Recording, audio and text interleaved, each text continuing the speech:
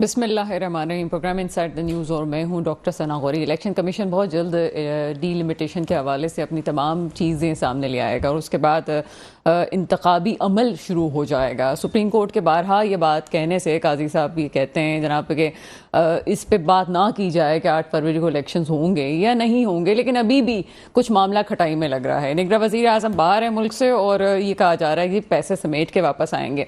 तो क्या पैसे समेटने के बाद और तमाम माहिदे होने के बाद हम ये कह सकते हैं कि आगे उन माहिदों की जो शिकें होती हैं उसमें ऑफ कोर्स एक टाइम लिमिट होता है, उसमें चीज़ों को एक ख़ास लोगों के अंडर चलना होता है। तो हम ये क्या कह सकते हैं कि इसके बाद इन चीज़ों पे इलेक्शन में कोई डिले आ सकता है या नहीं हो सकता। ये खामख्याली बिल्कुल हो सकती है, लेकिन अगर माहिदे वाकई हो रहे हैं तो ये अभी सवाल बनता है कि क्या फिर इन माहिदों के बाद इलेक्शन होंगे या नहीं होंगे। उसके बाद आप ये देख लें कि अगर नहीं भी होते तो क्या फिर 2 माह से 4 माह, 4 माह से फिर 2 साल भी मामला निकल सकता है। पाकिस्तान की बका इसी में है कि जमहूरियत के तसलसल को कायम रखा जाए और चीज़ें बेहतर हों, लेकिन चीज़ें बेहतर होने के लिए तमाम पार्टीज़ का उसके अंदर एक्टिव होना ज़रूरी है। इलेक्शन कमीशन की PTI के ताबूत में कील खोद ठोकने की जो कोशिश थी वो भी किसी हद तक कामयाब हो रही है। इंट्रा पार्टी इलेक्शन के हवाले से सुबह तक जो खबरें गर्दिश में थी, PTI ने उसकी तरदीद कर दी और खबर ये थी कि PTI चेयरमैन ने चेयरमैनशिप के हवाले से उनको उस पर सुबुकदोश हो गए। उन्होंने मना कर दिया है कि मैं इस पे हिस्सा नहीं लूँगा। पहले उनकी एहलिया के हवाले से कुछ चीज़ें चल रही थी, कुछ बयानात आ रहे थे, फिर एहलिया के साबिक शौहर के हवाले से भी बात आ रही थी कि क्या चीज़ें, यानी कि ओवरऑल चेयरमैन PTI मुख्तलिफ तौर पर मसाइल में घिरे हुए हैं कि अगर एक मुकदमा होता है तो दूसरा मुकदमा फिर वो सामने खड़ा हुआ होता है। जहाँ तक बात है कि इंट्रा पार्टी इलेक्शन में PTI चेयरमैन हिस्सा ले सकेंगे या नहीं ले सकेंगे, ये बात यूं ही है कि एक शख्स अगर शूरा का मेंबर नहीं बन सकता तो वो अपनी पार्टी का मेंबर कैसे बन सकता है। इलेक्शन कमीशन की वही बात जो हमने कुछ दिन पहले भी कही थी, देर आए दुरुस्त आए वाली बात है कि किसी एक पार्टी के हवाले से तो उनको आइन की ये बात याद आई कि वो शख्स जो कि वो पार्टी जो कि 24 करोड़ अवाम पे हुकूमत करने जा रही है, 24 करोड़ अवाम की तकदीरों का फैसला करेगी, वो अपनी 500 लोगों की पार्टी को किस तरह चलाते हैं उनके हवाले से बात की जा रही है। लेकिन ये अभी से PTI के लिए ही है। आगे हम ये समझते हैं कि अगर जब किसी पार्टी के हवाले से फैसला होता है तो दूसरी पार्टी उस पर खुश हो रही होती है कि अब जनाब अब ये पार्टी फंसने को है, लेकिन दूसरी तरफ वो पार्टी ये बात भूल जाती है कि वक्त आने पे वो भी ये सब कुछ भुगतेंगी। और आगे किसको भुगतना है जनाब, ये 4P और 3P वाला जो मामला है ये भी बहुत जल्द इलेक्शन कमीशन इस पे भी सवाल उठाएगा कि इस पे आगे आखिर होने क्या जा रहा है, तलवार या तीर। अभी एक सवालिया निशान है जो कि बहुत जल्द इसका फैसला होना है। और फिर नाअहली, नवाज शरीफ की नाअहली, ये बिल्कुल ऐसे ही है कि आज जो इमरान खान साहब की नाअहली पे बात हो रही है, ये 2018 पे जो नाअहली नवाज शरीफ साहब पे हुई थी उस पर ही बात हुई थी। एक वो वक्त था कि जब नवाज शरीफ साहब की नाअहली और फिर पार्टी चेयरमैनशिप से उनको हटा देना, आज PTI पे वो वक्त आ रहा है। आगे होने के जा रहे तमाम मौजूद पे बात करेंगे। मेरे साथ स्टूडियो में मौजूद हैं सलमान रहमान साहब, आप तजियाकार हैं, इस प्रोग्राम में आपको वेलकम करते हैं। और हमें स्क्रीन पे हमें ज्वाइन करेंगे, हमारे साथ मौजूद होंगे मुस्तफ़ा अब्दुल्ला बलोच साहब, पीपल्स पार्टी से आपका ताल्लुक है। सबसे पहले सलमान रहमान साहब की तरफ चलते हैं। सर, इंट्रोडक्टरी पार्ट आपने सुना, और अगर हम ये कहें कि इंट्रा पार्टी इलेक्शन PTI के ताबूत में आखिरी कील खोदने के बराबर है, तो इस पर आपका क्या कॉमेंट होगा? देखिए, ये कोशिश तो है। सबसे पहले तो शुक्रिया आपने प्रोग्राम में इनवाइट किया, लेकिन मैं एक थोड़ी सी तस्हीह कर दूं कि अभी जो PTI के सेक्रेटरी जनरल है उमर अयूब साहब, उन्होंने एक नोटिफिकेशन जारी किया जिसमें उन्होंने बताया है कि जी इमरान खान साहब PTI के ताहयात लाइफ टाइम चेयरमैन हैं और उनको बिला मुकाबला मुंतखब कर लिया गया। बाकी ओहदों पे इलेक्शन होगा, उनके ओहदे पे इलेक्शन नहीं होगा। जी, उनके कहने से तो कोई फर्क नहीं पड़ता ना, नाअहली वाला मामला अभी तो नहीं टला ना। अब ये नोटिफिकेशन जाके इलेक्शन कमीशन में चैलेंज हो जाएगा और उसके ऊपर फिर आगे आप देखेंगे समातें होंगी। अब ये है कि ये जो इलेक्शन कमीशन ने इनके इलेक्शन को कालादम करार दिया है, उसके ऊपर सवालात तो उठ रहे हैं कि जी उसका फैसला पहले आपने 3 महीने महफूज क्यों रखा, और उस 3 महीने में फैसला महफूज रखने के बाद जो है एंड टाइम पे जब बिल्कुल इलेक्शन की डेट अनाउंस हो चुकी है, इंतखाबी स्केड्यूल अगले 10 दिन में आ जाएगा, नॉमिनेशन पेपर फाइल होना स्टार्ट हो जाएंगे, तो इस दौरान में आपने इसको करने का मकसद तो नज़र आ रहा है कि कुछ परेशानियां PTI के लिए मजीद इलेक्शन कमीशन की तरफ से भी सामने आ रही हैं। हम देखते हैं PTI कैसे इसको हैंडल करती है। पीटीआई के लिए सिर्फ ये चैलेंज नहीं है इस वक्त, पीटीआई के लिए और भी बहुत सारे चैलेंज इस वक्त हमें सामने जो नज़र आ रहे हैं। इस वक्त 3 पीटीआई मौजूद हैं। एक तरफ केपीके में मौजूद है जो सबसे ज़्यादा स्ट्रॉन्ग पीटीआई है, दूसरी पीटीआई इस्तेहकाम पाकिस्तान पार्टी, और इस्तेहकाम पाकिस्तान पार्टी में कुछ इलेक्टेबल शामिल हुए जो कि बाद में नून लीग में भी इस वक्त हमें नज़र आ रहे हैं, और एक वो है जिसकी क़यादत आगे चेयरमैन पीटीआई संभालेंगे नहीं संभालेंगे वो भी कबल इस वक्त है। देखिए, लग यही रहा है कि जो 2016 में यहाँ पे मुत्तहिदा कौमी मूवमेंट के साथ हुआ था वही एपिसोड जो है वो पीटीआई के साथ रिपीट होगी। हो सकता है आने वाले दिनों में आप ये देखें कि इस इलेक्शन होने जा रहे हैं उस इलेक्शन के नतीजे में हो सकता है पार्टी चेयरमैन को ही चेयरमैनशिप से बर्खास्त कर दिया जाए और party PTI as a party किसी और के हवाले कर दिया जाए, जिसमें बहुत मुमकिन है कि कोई किरदार जो है वो परवेज़ इलाही साहब भी अदा कर दें। तो परवेज इलाही साहब आप समझते हैं कि सियासी दायरे में अभी भी आएंगे? मेरा ख्याल है कि परवेज़ इलाही साहब को किसी खास वक्त के लिए संभाल के रखा हुआ है, ऐसा तो नहीं है। परवेज़ इलाही साहब का आपको पता ही है कि उनकी इंक्लाइनेशन जो है वो हमेशा से पिछले 40-50 सालों से जिस तरफ रही है, तो ये अचानक से तो कुछ हो नहीं रहा है। और जिस तरह से पार्टी से जो उनके नज़रियाती कारकुन थे और जो उनके नोटेबल्स थे, जिस तरह से वो पार्टी छोड़ के गए हैं और परवेज़ इलाही साहब डटे हुए हैं अभी तक, तो देखते हैं कि आगे परवेज़ इलाही, क्योंकि देखें परवेज़ इलाही साहब अभी तक वो पार्टी के सदर भी हैं और अभी तक उनके ऊपर किसी किस्म की फर्द जुर्म और किसी किस्म का सीरियस केस नहीं है। इमरान खान साहब के ऊपर सीरियस केस है, शाह महमूद कुरैशी साहब के ऊपर सीरियस केस है, लेकिन परवेज़ इलाही साहब अभी तक वो वाहिद मतलब करप्शन के केसेस सीरियस नहीं होते आपके ख्याल में? केसेस हैं खा बट लो, वो चल लूट नहीं लो रहे सब कुछ। जी हाँ, जी बाकी सब कुछ करो ना करो, पहले मुल्क को खा लो तो कुछ नहीं होगा। जी जी, वो आपकी बात अपनी जगह सही है, लेकिन बहरहाल अभी जो करंट सिनेरियो है उसमें उनके ऊपर कोई सीरियस चार्जेस तो बहुत सारे लगे हुए हैं, लेकिन केसेस उस तरह से प्रोसीड नहीं हो रहे जिस तरह से इनके बाकी लोगों के खिलाफ केसेस प्रोसीड हो रहे हैं। इसमें भी आप समझते हैं कि दाल में कुछ काला है कि जनाब इस वक्त Definitely, मामले को definitely. नहीं उठाया जा रहा और उनको डेफिनेटली देखिए, पाकिस्तान में आपने पिछले अभी हालिया जो पाकिस्तान की तारीख है पिछले 10 साल की, उसमें तो वाज़े तौर पे सोशल मीडिया इतना स्ट्रांग है, तो अब तो ये बात वाज़े तौर पे नज़र आ गई है कि ये सारी गेम्स जो हैं वो जब इलेक्शन आने वाले होते हैं तो जब पावर रोटेट होती है, तो इस तरह जैसे अभी आपने कहा कि जी पिछले आज से 4 साल पहले बिल्कुल यही सिचुएशन जो है वो नवाज शरीफ साहब की थी, और आज आप देखिए कि उनको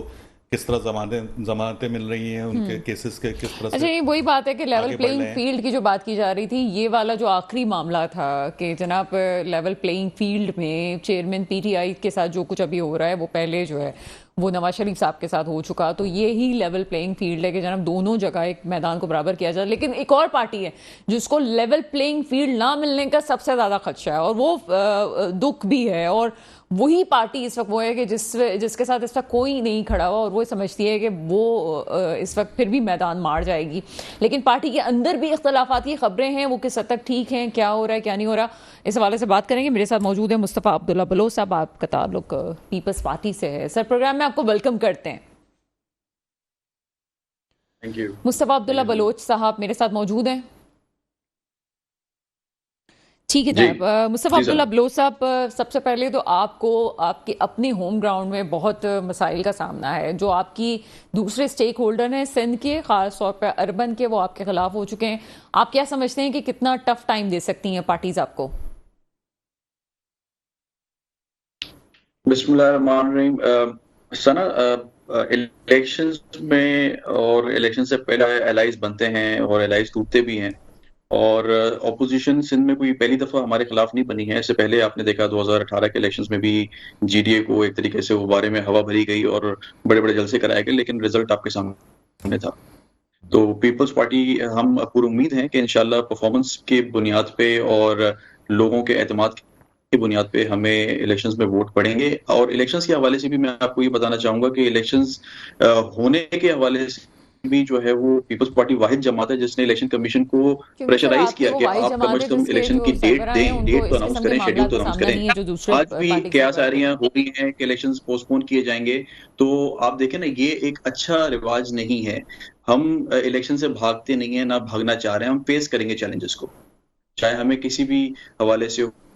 हमें पता है प्री पोल रिगिंग भी होती है, हमें पता है एक परसेप्शन भी बनाया जाता है मीडिया के जरिए, और जो कि बनाया जा रहा है, और जो रेड कारपेट दिया जा रहा है, और उस पे हम जाहिर है अपनी आवाज तो हम बुलंद कर रहे हैं, लेकिन वो मेरे ख्याल में लॉन्ग टर्म में जिन्होंने अपने आप को अगर सिलेक्शन के लिए पेश किया है, उनको देखना चाहिए कि सिलेक्टेड लीडर्स का फिर हाल क्या होता है।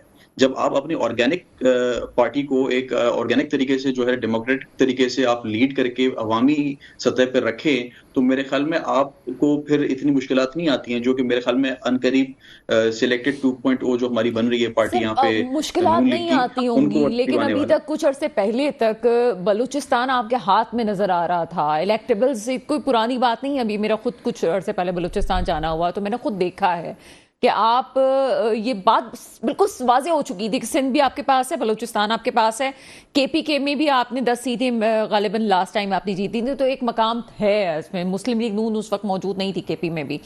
तो इन तमाम सूरत हाल में अब तो बलूचिस्तान आपके हाथ से जा रहा है, तो आप कैसे कह सकते हैं कि जनाब अवामी ताकत और ये सब चीज़ें आपको कोई नुकसान नहीं पहुंचाएंगी? फिर सिंध में एक अलाइंस आप कह रहे हैं कि चलें सिंध का अलाइंस आप एक तरफ रख लें, तो आप अभी भी समझते हैं कि आप मरकज में किसी हैसियत पे आ सकते हैं?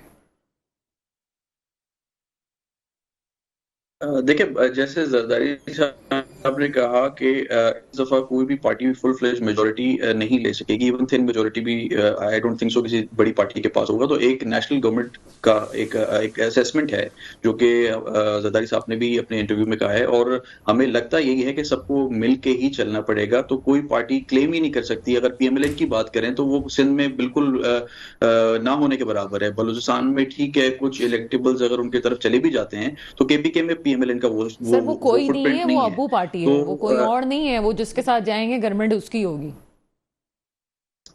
लेकिन आप ये देखें कि पीएमएलएन को भी एक मतलब वो आसान वॉक ओवर नहीं मिलेगा, उनको भी टफ टाइम होगा। इवन कराची में, या वो जो परसीव कर रहे हैं कि वो शायद कुछ लोगों को पार्टी में शमूलियत करा के वो कराची में कुछ सीट्स ले लेंगे, वो उनके लिए कराची में भी बहुत प्रॉब्लम होगी, चाहे वो एमक्यूएम के साथ अलाय सर कर नून लें या लीग ना का करें। सिंध में तो कोई रोल वैसे भी उस वक्त भी नहीं था जब वो इख्तिदार में मौजूद थी। सिंध में तो नून लीग का अगर कोई जमातें उनके सारे आगे आती भी हैं तो मेरा ख्याल एक फजूल चीज़ है। फेडरल में ज़रूर फ़ायदा हो सकता है, लेकिन सिंध की सतह पे मुस्लिम लीग नून का साथ देने से कोई खास खातिर खा नताइज हासिल नहीं हो सकते।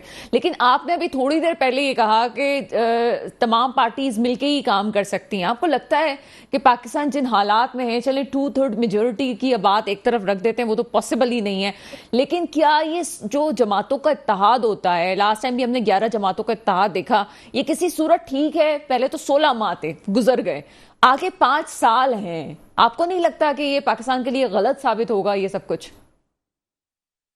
देखें, ये तो पब्लिक फैसला करेगी। अगर आवाम फैसला करती है, और जिस तरीके से आपने देखा कि इन 4-5 सालों में जो पोलराइजेशन हो चुकी है डेमोक्रेसी में, और उसको हम एक्सेप्ट कर लें मेरे ख्याल में, क्योंकि उस पोलराइजेशन की वजह से ही कुछ हद तक लोगों का भी एतमाद जो है हट चुका है। तो उस एतमाद को रीगेन करने के लिए we have to move for a performance. हमें परफॉर्मेंस अच्छी दिखानी पड़ेगी। इलेक्शंस के बाद हमें रिजल्ट देना पड़ेगा। आज भी देखें ना, केयरटेकर गवर्नमेंट जितने भी पैसे बाहर से ले आए, लेकिन अल्टीमेटली लोग तो अपने हल्के के, अपने लोगों के जो नुमाइंदे हैं, जो उनके जो जिनको इलेक्ट करके लाते रहे हैं, वो उनकी तरफ देखते हैं। और हम ग्रास रूट में रहते हैं। मेरा जो वाले साहब का हल्का है, तो मुझे पता है कि यहाँ पे क्या ग्रास रूट में इश्यूज हैं। मेरे सामने जो है वो हमें पता चला कि भाई यहाँ पे जो आपने सुना कौन सा होगा हल्का खबरें है कि आपका? गैर कानूनी पानी की आपके वाले लाइनें साहब का कौन सा काट दी हल्का है? गई हैं। तो उसमें तो कुछ जेन्युइन पानी की लाइनें भी काट दी गई हैं, जिनकी वजह से जो है वहाँ के लोकल लोगों को बड़े मसाइल पेश आ सर रहे हैं। इलाका तो ये बताइएगा, पुराना कौन से बॉलीवुड इलाके की बात कर की रहे हैं? हमारी गलती है, उसमें एक ये क्राइसिस पैदा हुआ है। अब जब आप देखें ना, जब केयर टेकर गवर्नमेंट से आप ज्यादा एक्सपेक्ट तो नहीं कर सकते, क्योंकि उनके तो जो भी नुमाइंदे हैं, जो कैबिनेट होगी या जो भी सीएम साहब होंगे, वो हमारे लिए काबिल एहतराम है, लेकिन उनकी ग्रास रूट में पेनिट्रेशन तो नहीं है जो हमारी पब्लिक में है।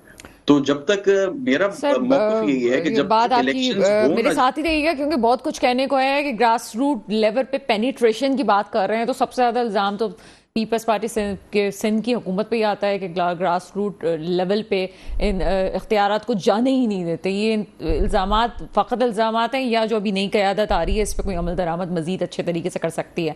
एक शॉर्ट ब्रेक का वक्त हुआ है, ब्रेक के फ़ौरन बाद आपके सामने हाजिर होते हैं। ब्रेक के बाद आपके सामने हाजिर हैं, और अभी हमें ज्वाइन किया है असरार अब्बासी साहब ने। आपका ताल्लुक पीटीआई से है। सर प्रोग्राम में आपको वेलकम करते हैं। बहुत शुक्रिया जी। असरार अब्बासी साहब, 3 लोग थे जिनका नाम कंटिन्यू हम सुन रहे थे कि अगर चेयरमैन पीटीआई के हवाले से कोई चीज़ होती है तो कोई और नई क़यादत भी सामने आ सकती है, जिसकी आपकी तरफ से तरदीद भी हो गई है कि ऐसा नहीं है। लेकिन फिर भी जो चीज़ें हमें नज़र आ रही हैं, अगर तमाम केसेस की सुनवाई वापस से होती है तो ये मामला कम से कम भी दिसंबर के पहले वीक या जनवरी तक भी जाता है। तो इन हालात में किस तरह से आपकी पार्टी के चेयरमैन इंतखाबी अमल को जारी रख सकेंगे या उनकी बेस पे आप इंतखाबात लड़ सकेंगे? क्योंकि अभी तक जो 3 नाम सामने आए हैं वो उनकी जो अली मकान के हवाले से आया है, बैरिस्टर गौहर अली हैं और शेर अफजल मरवत, ये 3 नाम गर्दिश में थे। आप किस तरह देखते हैं इस मामले को? सबसे पहले तो शुक्रिया सना। देखिए, बेसिकली तो ये जो 3 नाम आपके पास आ रहे हैं ये सारी स्पेकुलेशंस हैं।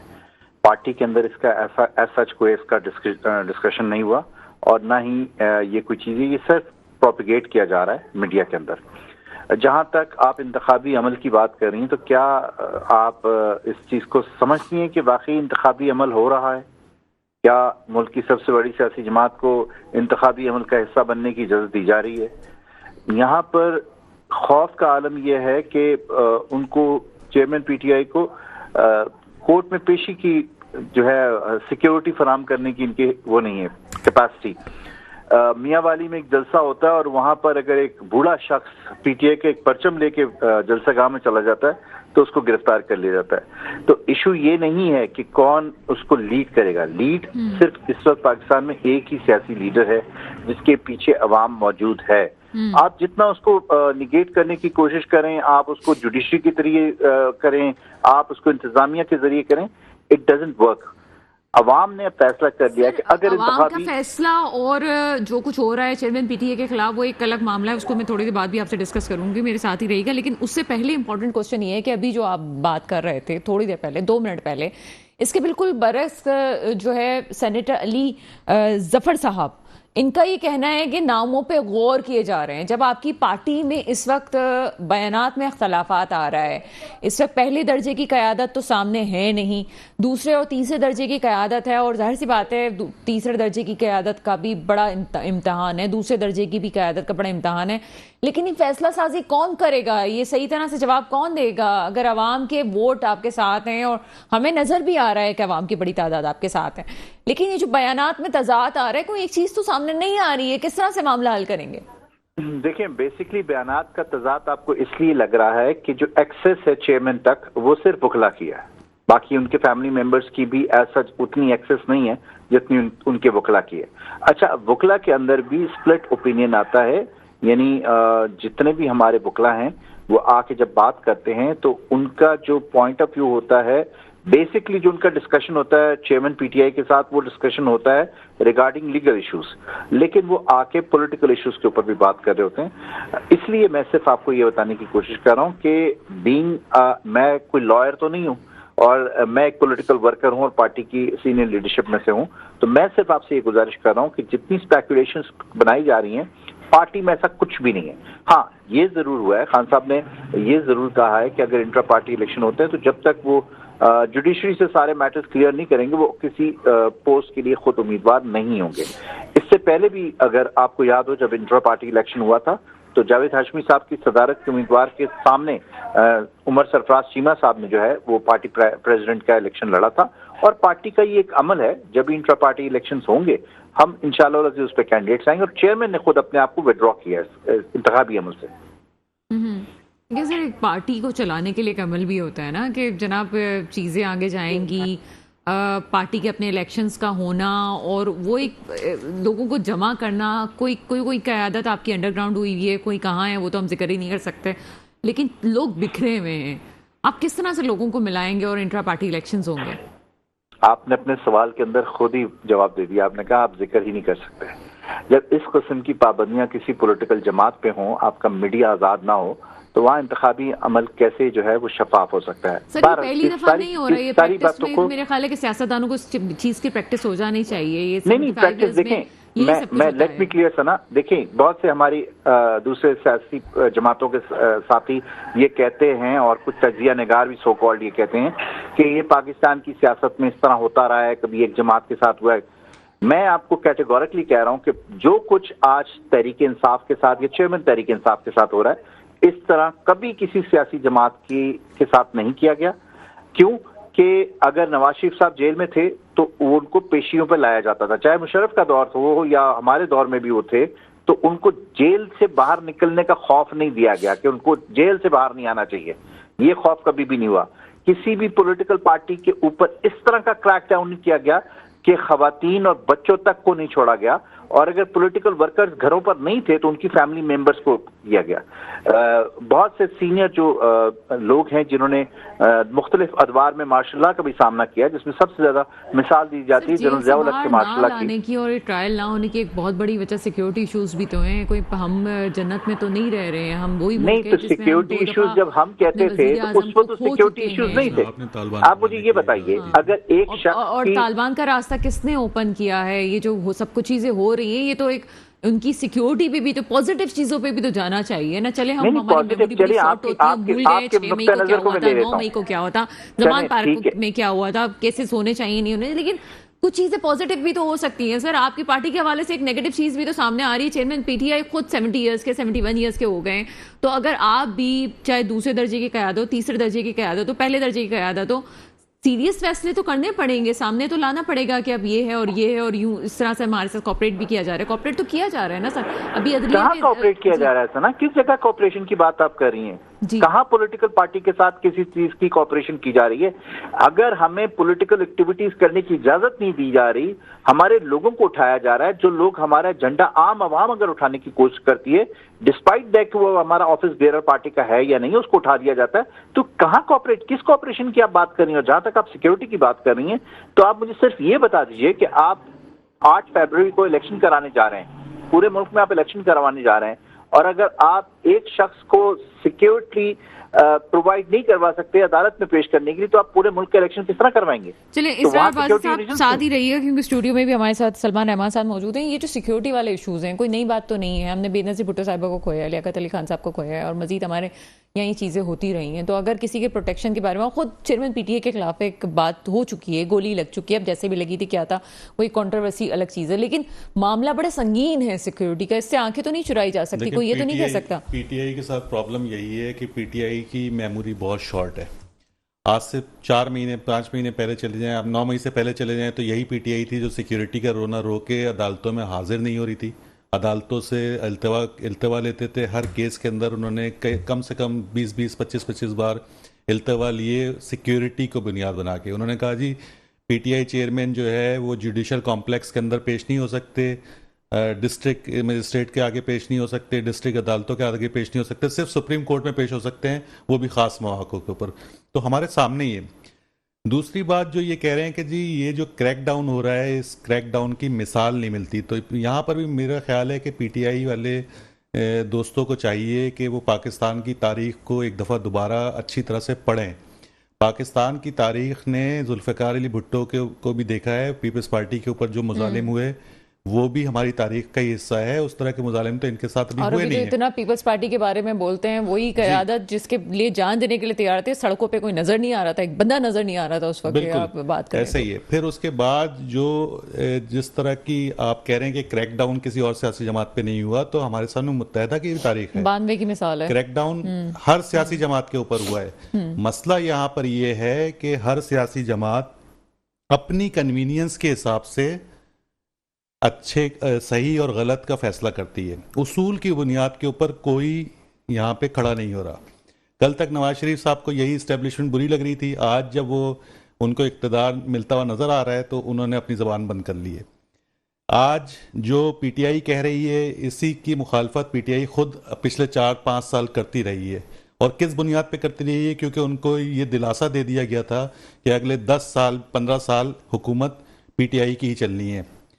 यही पीटीआई थी जिन्होंने जो आज लेवल प्लेइंग फील्ड का मुतालबा कर रही है, तो इससे पहले अगर आप इनके बयानात देखें तो यही कहते थे कि जी पीपल्स पार्टी और नून लीग को तो मैदान में होना ही नहीं चाहिए, इन पार्टियों के ऊपर पाबंदी लगानी चाहिए। इन्होंने ही सारी पटिशनें जो हैं वो कोर्ट्स के अंदर डाली हैं, अपने सियासी मामलात को कोर्ट के अंदर लेके गए, जजेस के रहमो करम पे छोड़ा। तो ये मसला सारा ये है कि ये सियासी जमातें अपनी कन्वीनियंस के हिसाब से फैसले करती हैं।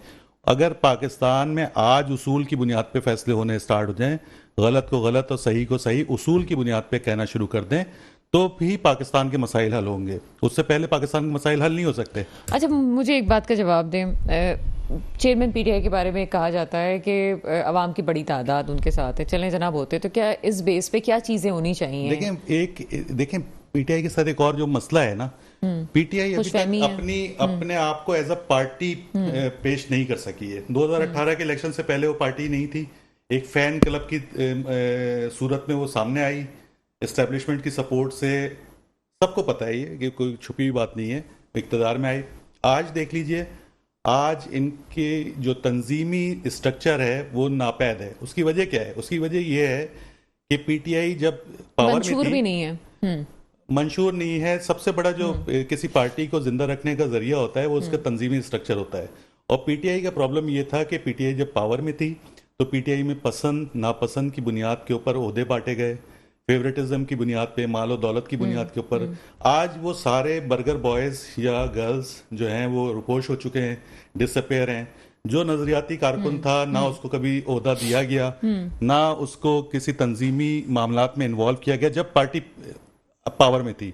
जब पार्टी के ऊपर मुश्किल आई है तो आप देखिए कि वही जो अभी गवर्नर थे, जो अभी आजकल जेल में है, उमर सरफराज चीमा साहब, इनको पूरे अपने पीटीआई के 4 साल दौर के अंदर ये कहीं नजर नहीं आया आपको। इसी तरह और बेशुमार नाम है, लेकिन जब पार्टी में मुश्किल पड़ी और इस दौरान में आपके पास जुल्फी बुखारी से शुरू हो जाए आप, और फराग होगी और ये सारे जो उस्मान बुजदार, मतलब जब आपको, अब तो पिंकी साहिबा भी मैदान में आ गई जब हैं बयान देने के लिए। फैसला करना था कि पाकिस्तान के सबसे बड़े सूबे का वजीर आला किसको बनाना है, तो बजाय आपने एक किसी जो आप जिस तब्दीली की आप बात करते थे, वो तब्दीली आप बुजदार की सूरत में लेके आए थे।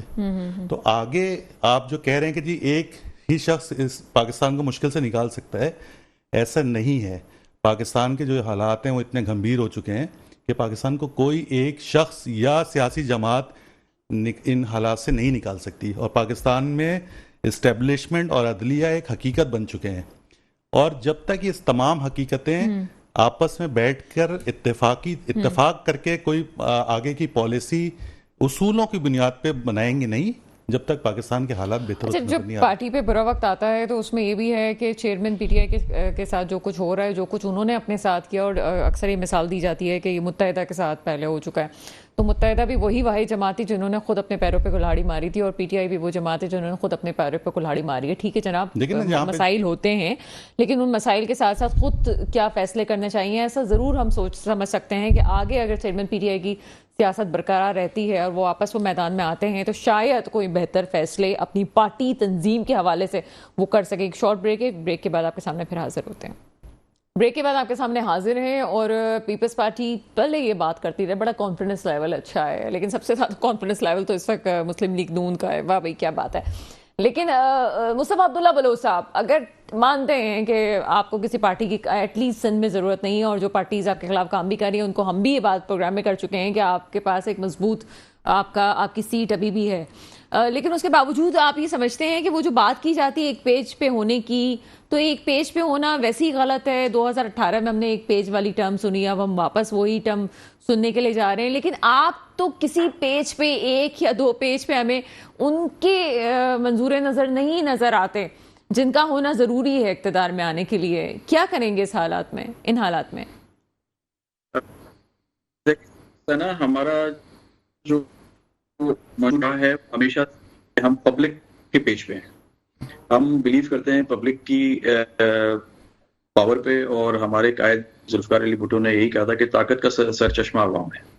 तो आज आपको देखने हमें मिल रहा है कि खान साहब की मिसाल में जो एक 3rd पार्टी सिस्टम ला के 2 पार्टी सिस्टम को खत्म करने की कोशिश की गई थी। ऐसी ही कोशिश अमेरिका में एक दफा हुई थी जब हेनरी रॉसपेरो को लाया गया था और एक रिफॉर्म पार्टी बनाई गई थी जिसको पब्लिक ने रिजेक्ट कर दिया। और अगर शायद उस दौर में वो पार्टी जीत जाती तो अमेरिका में भी शायद वही हालत होते जो आज हमारे पास हालत हुआ। सर अमेरिका की मिसाल ना दे, वरना इमरान खान साहब का वापस आने का सीन बन जाएगा। ट्रम्प साहब को वापस लोग पसंद कर रहे हैं। आप उन पार्टीज को डिस्टर्ब करने के लिए एक पार्टी लाते हैं तो उसका नुकसान अवाम को होता है। तो हम बिलीव करते हैं कि जब जो लोग जिसको मैंडेट दें, लोग जिसको पसंद करें, लोग जिसको वोट दे के लाएं, उनको एक्सेप्ट करना चाहिए और इलेक्शंस फ्री एंड फेयर होने चाहिए, इलेक्शंस वक्त पे होने चाहिए। ये डिले फैक्टर जो है मेरे ख्याल में काफी हद तक नुकसानदेह है। माशी तौर पे भी मुझे नहीं लगता इससे कोई आप लॉन्ग टर्म में कोई इस्तेकाम ला सकते हैं। ठीक है, आपके जो केयरटेकर जो कैबिनेट है, जो प्राइम मिनिस्टर हैं, उनकी तरफ से कोशिशें हो रही हैं, लेकिन अल्टीमेटली एक इलेक्टेड नुमाइंदा ही इस मुल्क के मसाइल को हल कर सकता है। सर, दो शॉर्ट क्वेश्चन आपसे मैं करूंगी। एक तो ये कि आप अवामी ताकत की बात करते हैं, आपको लगता है कि सिंध में आप अपनी परफॉर्मेंस से बहुत सेटिस्फाई हैं? 15 ईयर्स आपने बड़े अच्छे काम कर लिए, जो अवामी ताकत आपके साथ मौजूद होगी। देखिए, सिंध में जो हमारे साथ खान साहब के दौर में जो विक्टिमाइजेशन और जो 18वीं तरमीम के बाद उन्होंने, वैसे तो हमारी क़यादत को तो जेल में ही रखा, लेकिन जिस तरीके से उन्होंने सिंध के अवाम के साथ भी जो सलूक किया था, उसके बावजूद, सिंध में एक बदतरीन सैलाब आने के बावजूद हमने लोगों के साथ कनेक्टिविटी अपनी रखी, लोगों को लैंड टाइटल्स दिए, बिलावल साहब ने खुद जाके दिए, खवातीन को दिए, 18वीं तरमीम के बाद 11 अरब रुपए नहीं मिले थे? कॉन्फिडेंट हैं। इख्तियारात, कौन से इख्तियारात की बात करी है सर? 11 अरब रुपए आप लोगों को नहीं मिले थे 18वीं तरमीम पे? 1100 अरब रुपए सर, 11 अरब की तो खैर कोई हैसियत ही नहीं है, 100 का इंसान हमें वादे मिले हैं जी सर, हमें तसल्लियां मिली हैं, हमें पेपर वर्क पे जरूर आप कह सकती हैं हमें कमिटमेंट मिली है, लेकिन ऑन ग्राउंड जिन हालात में, जिन लिमिटेड बजट में सीएम मुराद अली शाह साहब ने परफॉर्मेंस दी है, मेरे ख्याल में आप बताएं ना, बोजदार को जितनी खान साहब तो कहते थे मैं मतलब बोजदार, तो खान साहब के होते हुए पंजाब में कौन से दूध और शहद की नहरें बह गई? चलिए सर, दूसरे सवाल की तरफ चलते हैं। ठीक है, तो आपका मुद्दा मैं समझ गई। कोई एक परफॉर्मेंस फैक्टर बताएं जो वहां पे उन्होंने दिया हो, तो उसके बावजूद एक प्रोविंशियल गवर्नमेंट जिसका जो रवैया रहा है हमारे साथ, तो कहता हूँ कि ये कोई एक तारीख में एक बाब लिखा जाएगा इस पे कि किस तरीके से हमने एक बैलेंस ऑफ पावर करके और एक तरीके से लोगों के साथ अपने आप को जोड़ के हमने कोशिश की है कि कुछ ना कुछ हम डिलीवर कर सकें, क्योंकि आपको अंदाजा नहीं था कि सैलाब ने जो तबाही मचाई थी उसके बाद इट वाज इम्पॉसिबल और इट वाज वेरी डिफिकल्ट।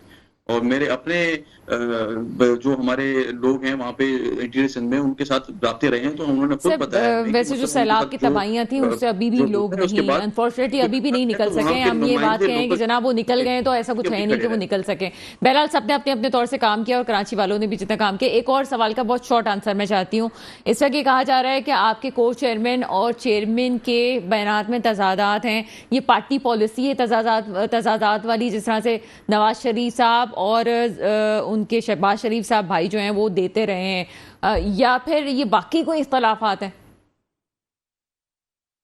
आप सही समझिए। नहीं, मेरे ख्याल में ये तो आपके सामने बात काफी हद तक मीडिया ने उसको एक स्पाइस अप किया, अदरवाइज ऐसी कोई बात नहीं थी। वो पॉइंट ऑफ व्यू जाहिर है चेयरमैन का भी पॉइंट ऑफ व्यू है, साहब बड़े हैं, उनके फादर हैं, उनकी अपनी राय है। तो बिलावल साहब इज अ वेरी ओबीडिएंट सन, और उन्होंने मोहतरमा की लेगेसी को जिस तरह एक यंग एज में लेके चले हैं, तो उसी तरीके से जरदारी साहब के ओपिनियंस भी उनके लिए मैटर करते हैं। चलें, तो ठीक है सर, आपका जवाब आ गया, ट्विस्ट करके गया, ऐसी कोई बात नहीं। ठीक है, इसरार अब्बासी साहब हमारे साथ मौजूद है? जी बिल्कुल मौजूद है। इसरार अब्बासी साहब, आगे जो इलेक्शंस आ रहे हैं उसमें क्या आप ही समझते हैं कि आपकी पार्टी के पास टिकट लेने वाले भी मौजूद हैं, और आप ये समझते हैं कि आपकी पार्टी जो है वो किसी जगह खड़ी होगी और बल्ले का निशान आपके पास से नहीं जाएगा? कॉन्फिडेंस है इतना आप में? सना, अगर मुझे थोड़ा सा वक्त दे दें, क्योंकि मेरे साथी ने बहुत कुछ बोला और मैं उसका इतना तफसीली जवाब तो नहीं दे सकता, लेकिन 2-3 बड़े बुनियादी नुक्ते हैं जो मेरे ख्याल में मुझे क्लियर करना जरूरी है, क्योंकि आपने इतना टाइम उनको दे दिया और उनकी पूरी गुफ्तगू में अपनी परफॉर्मेंस के बजाय पीटीआई और चेयरमैन पीटीआई और उस्मान बुज़दार और सारी चीजें थी, उनकी अपनी परफॉर्मेंस। अब मेरे एक बात सुन लें, फिर मैं आपको टाइम दूंगी। यही तो पीटीआई का भी ना मसला था, जब चेयरमैन पीटीआई भी डाइस पे खड़े होते थे तो वो अपनी परफॉर्मेंस के बजाय दूसरों के परफॉर्मेंस पे नहीं, वो जल्दी की बात ना करें ना। अगर आप एक टॉक शो कर रही हैं तो you have to be balance ना, कि अगर उनको इतना टाइम दिया गया तो मुझे जवाब देने का मुझे पूरा हक है, क्योंकि मैंने उनकी गुफ्तगू के अंदर इंटरप्ट नहीं किया। मैंने के तहत मैंने खामोशी से उनकी सारी गुफ्तगू सुनी, जिसमें बेतहाशा झोल थे और बहुत गलत बयानियां उन्होंने की, लेकिन मैंने खामोशी से इसलिए सुनी कि आप मुझे वक्त देंगी, मैं उसकी तस्दीक कर सकूं। मैं थोड़ा शॉर्ट, आपका वक्त ज्यादा नहीं लूंगा, बहुत लंबी उन्होंने बातें की। मैं सिर्फ 2-3 बुनियादी नुक्ते बता दूं।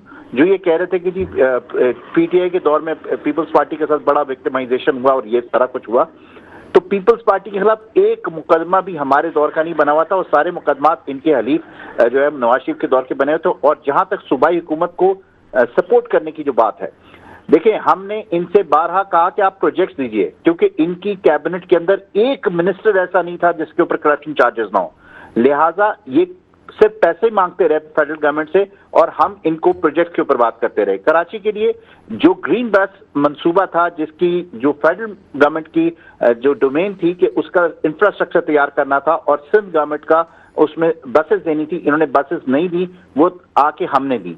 उसके बाद कराची का फायर ब्रिगेड पीटीआई की गवर्नमेंट ने, हमने जाके इनको दिया। कराची के 3 बड़े नालों की तामीर हमने जाके की। ये किस बेस पे कहते हैं कि पीटीआई, जितना पीटीआई ने सूबे में काम किया, डिस्पाइट दैट के 18वीं तरमीम के अंदर हमारे हाथ पैर बंधे हुए थे। हमने कार्डियोवैस्कुलर हॉस्पिटल को करने की कोशिश की, इनके वजीर सेहत ने कहा जी आप 18वीं तरमीम पे शब खून मार रहे हैं। ये सारी बातें। एक चीज इन्होंने और फरमाई कि जी हमने कहा था कि पीपल्स पार्टी और नून पे पाबंदी, हमने कभी ऐसी बात नहीं की, ना हम इस तरह की बात करते हैं।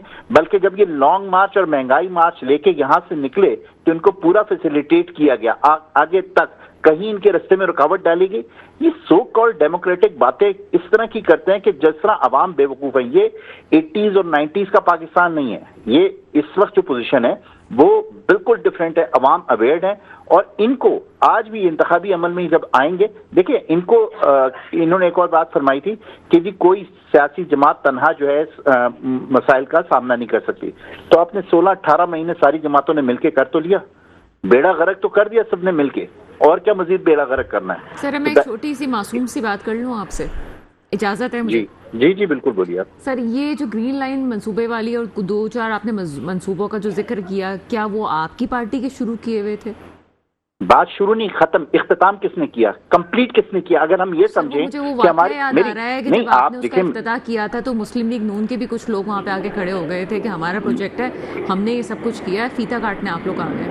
सना आपने अपना सवाल कर दिया, मुझे जवाब देने का हक है। मैं आपसे सिर्फ ये गुजारिश कर रहा हूँ कि या हमें ये देखना चाहिए कि हमारी ओपोनेंट पार्टी ने ये मंसूबा शुरू किया था और इसको इल्तवा में ही रहने देते। हमारे लिए तो बड़ा आसान था कि भाई फेडरल गवर्नमेंट ने तो इंफ्रास्ट्रक्चर का पैसा दे दिया था, सिंध गवर्नमेंट ने बसेस देनी थी, तो मंसूबा मुकम्मल ना होता, अवाम को नुकसान था, हमें तो पॉइंट स्कोरिंग मिलती ना। हमने ऐसा नहीं किया।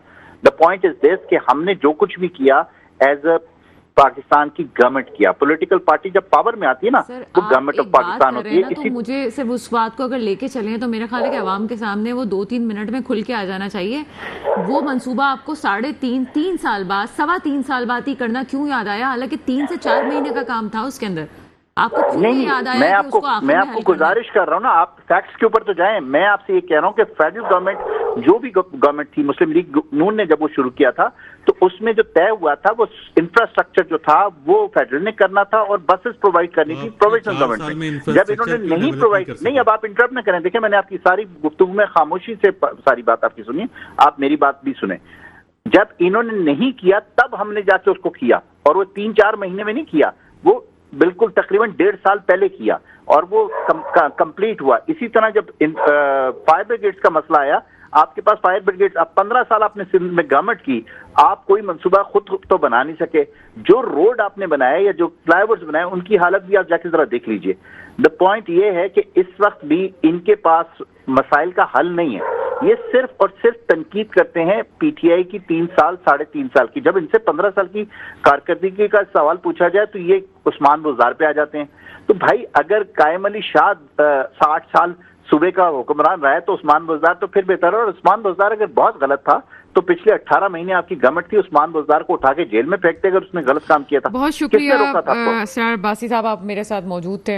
आगे चलते जनाब सलमान अहमद साहब, कायम अली शाह की बड़ी मिसालें दी जाती हैं, बुज़दार का जिक्र आपने किया तो आपसे ही हम जवाब लेते हैं। लेकिन एक बात पीटीआई वालों को भी हम बताते जाए। दूसरी बात, मैं प्रोग्राम में कभी बाइस नहीं होती, लेकिन वो कहते हैं ना कि पहले आती थी हाले दिल पे हंसी, अब किसी बात पे नहीं आती। पार्टी स्ट्रक्चर भी कोई चीज़ होती है। अगर पीपल्स पार्टी अपनी बहुत सारी गलतियों के बाद भी कामयाबी से चीज़ें गुजारी है, तो मेरे ख्याल है पार्टी स्ट्रक्चर पे उन्होंने बड़ी तवज्जो दी है। सर क्या कहते हैं, अभी जो सब चीज़ें सामने आई हैं, आपको लगता है कि सब एक दूसरे पे ही बातें डाल रहे हैं, कोई कसूरवार नहीं है इन तमाम चीज़ों में? नहीं, मेरा ख्याल ये है कि देखें, जो पीटीआई वाले दोस्त बात कर रहे थे उसमें उनको ये सोचना चाहिए कि जब तक ये पावर में थे तो इन्होंने जो है, आप कोई पाकिस्तान के अंदर कोई मेगा प्रोजेक्ट नहीं पीटीआई के हिस्से में आया। पाकिस्तान में किसी मेगा प्रोजेक्ट के अनाउंसमेंट या उसकी बुनियाद पीटीआई ने नहीं रखी। एक डैम का प्रोजेक्ट था, वो आपको याद होगा कि जिसके लिए सुप्रीम कोर्ट फंड जमा कर रही थी, जिसका हाल आपके सामने ही है। इसके अलावा और बाकी कोई ऐसा प्रोजेक्ट जो है वो काबिल ज़िक्र नहीं है। दूसरी बात ये है कि चलें, अगर पीटीआई के पास कोई स्ट्रक्चर आज मौजूद है तो ये अपनी उस स्ट्रक्चर का ऐलान करें। ये इलेक्शन से पहले अपनी टीम का ऐलान क्यों नहीं करते? आज ये ऐलान कर दें कि जी अगर हम पावर में आते हैं तो हमारा वज़ीर आला ये होगा, हमारा वज़ीर ख़जाना ये साहब होंगे, हमारे वज़ीर आला सिंध ये साहब होंगे, वज़ीर आला पंजाब ये साहब होंगे। ये नहीं कर सकते क्योंकि ये पार्टी जो है वो ठीक है, अवाम में मकबूलियत, देखें अवाम में मकबूलियत जो है वो आने वाले, जब भी ये अगला इलेक्शन तो फेयर एंड फ्री नज़र नहीं आ रहा, वो साफ बात है, लेकिन जब भी फ्री एंड फेयर इलेक्शन होंगे ना, उसके बाद ही कोई कह सकता है कि अवाम में कौन ज़्यादा मकबूल है। हाँ, आप सोशल मीडिया पर्सनैलिटीज़ के साथ इस वक्त पीटीआई की मकबूलियत ज़्यादा है, नज़र ज़्यादा आ रही है, लेकिन पाकिस्तान का 65% जो आबादी है वो देहातों में रहती है, उनकी आवाज़ अभी पाकिस्तान में मीडिया में उस तरह से सामने नहीं आ रही। वो उसी वक्त सामने आएगी जब एक फेयर इलेक्शन होंगे, और फेयर इलेक्शन में मेरा ख्याल ये है कि पाकिस्तान में आज भी ज़ात बिरादरी के ऊपर वोट आज भी पड़ता है। तो ये कहना कि जी वो अगर फेयर इलेक्शन हो गया तो पीटीआई स्वीप कर जाएगी, ऐसा मैं नहीं समझता कि ऐसा है। हर पार्टी के अपनी अवाम के अंदर रूट्स हैं। मसला सारा ये है कि कोई पार्टी जो है वो काम करने के बजाय दूसरे के ऊपर तनकीद के जरिए पावर में आना चाहती है। अपने मंशूर, अपने टीम, अपनी काबिलियत की बुनियाद के बजाय दूसरों पे तनकीद की बुनियाद पे आना चाहती है। पीपल्स पार्टी के दोस्त अभी बात कर रहे थे कि जी हमें, पीपल्स पार्टी के दोस्त को मैं याद दिलाता चलूँ कि 15 साल से वो हुकूमत सिंध में है बिला शराकत गैर। उसमें से 6.5 साल वो हैं जिसमें वो वफाक में भी हुकूमत में थे। तो आधा टेनोर इनका ऐसा है जिसमें वो वफाक में हुकूमत में थे, और इसके अलावा अवार्ड का चक्कर ही खत्म हो जाता है। 5 साल जो नून लीग के 2013 से 18 था, तो उसमें भी नून लीग की पूरी सपोर्ट हासिल थी इनको। तो ऐसा नहीं है।